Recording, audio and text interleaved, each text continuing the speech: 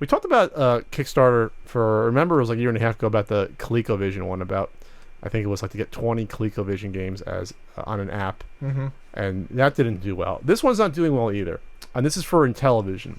This is for the Intellivision. It's called Gen2 Video Games. This is by a company called, I think it's a Retro Action. Yeah, it is Retro Action Entertainment, and they're working closely with Keith Robertson, president of Intellivision Productions, and Dave Warhol, former original Intellivision game designer and owner of development studios Real Time Associates. Okay, so what they're doing here is they want to do a Kickstarter. The goal is $100,000 to get 3 of the more popular games, one of which we cover on Video Game Years. Astrosmash, which eventually became the packing game. Yep. Shark, and Night Stalker. All 3 are actually quite fun. I'm not going to deny probably that. in the upper echelon of Intellivision games. Astrosmash is fantastic, in fact. Astrosmash is sort of like, I guess... Asteroids meet Space Invaders, and you go back and forth, and you shoot, and they break up, and you have to avoid the broken up asteroids coming down. And the thing I always liked is you lose points for every asteroid that you let hit the ground. So there's an incentive to keep things frantic and to constantly dive around the screen. Shark, you have to avoid the sharks. It's the classic eat small fish until you become bigger, eat less small fish. With each fish that you eat, you get bigger and bigger, basically. And then I'm not too familiar with Night Stalker, but you said that's a maze game, single screen. It's a maze game that is similar to like Pac-Man meets Berserk, sort of. You can get a gun and then you have to shoot the robots and get out, but it's narrow like Pac-Man. So the goal was $100,000, and they're not going to, I guess, do this project unless it gets funded, which is a shame for a couple of reasons. Because obviously there's 140 backers only, and that's not a lot of support for this. But obviously there's Intellivision fans. But what's strange to me is that at least 2 of these games have full trailer, like minutes of gameplay footage. So these are developed. Like 6 minutes and 29 seconds of a revamped version of Astrosmash to me says that game is basically ready to go out the door. And there's also gameplay footage of Shark. Yes. Night Stalker, I didn't find it though. No. But so at least for 2 out of these 3 games, they seem ready to go. These aren't the most complicated games. No. So it's a fresh coated paint. You're reskinning them and you're adding a couple new power-ups, which to me doesn't really need to be done, but okay. So if there's not a market for it, that's fine. But I'm just trying to wrap my head around $100,000.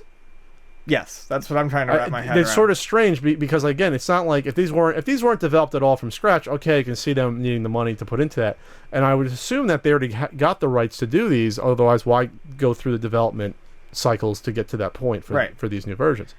So yeah, I mean, there's not much more I can really say about it. It's probably will not get funded.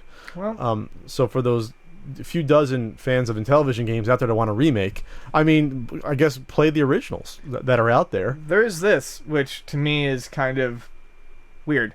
We've had some questions regarding our use of funds. Here's a breakdown detailing where the money will be going, because I question why you need $100,000 to put out 3 games, 2 of which look almost finished.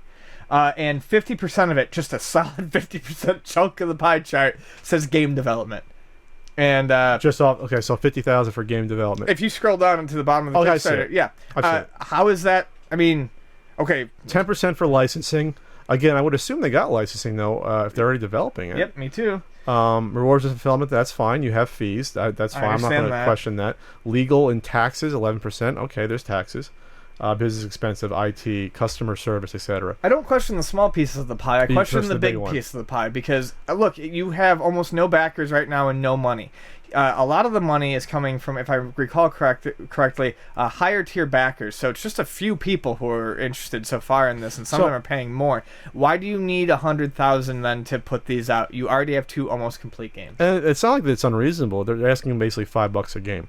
If you get all 3, it's $15 for the digital download of all 3 for the Gen 2 games. And then there's other ones where you can get a subscription to Retro, which I used to write for. I think I've written for issues 2 through 5 on that. I think I've written 3 or 4 on that. So, yeah, But you know what you can do? You can go out there. Did they sell? I actually saw at the swap meet. They have the little Intellivision all-in-ones. I bet you those controllers work better than the original controllers. They probably do. And you get like 30 or 40 games on it.